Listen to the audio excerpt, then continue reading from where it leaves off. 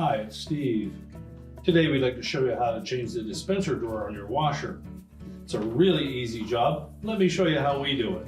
Now to do this repair, we'll need to remove the complete dispenser assembly from the washer, and we set it on a suitable work surface where we can exchange the handle on the front as well as the internal components, put them onto the new dispenser and reinstall it. Now on models that have a hook for that latch, you're simply going to slide that to the right, pull the dispenser out until the stop catches on it, and then just reach in the back left-hand corner here and depress that tab, and you can pull the whole assembly completely out of the washer. We'll begin by removing the insert, setting that aside. Now next, we'll need to detach the front or handle from that dispenser. So if we flip it over, you'll note that there are some tabs that are attached to that handle that engage the front of the dispenser.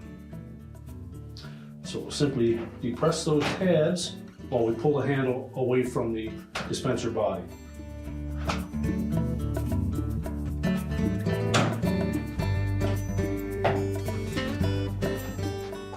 Just work from one side, detach the middle, and then the opposite side, and lift it away. We'll discard the old dispenser assembly and just inspect those tabs to make sure that they're all intact. If not, you'll need to get a new dispenser handle or front. And if we look across the top of that dispenser, you'll note 3 elongated openings that will fit over these tabs on the top of the handle. So we'll engage those first.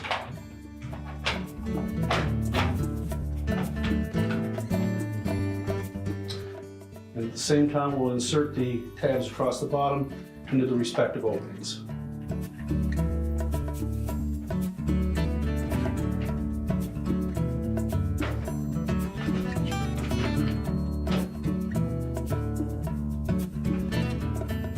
Those are the tabs on the top. Line up the ones in the rear, and then snap it closed. Make sure these 3 tabs engage. We're ready to put the insert back into the top.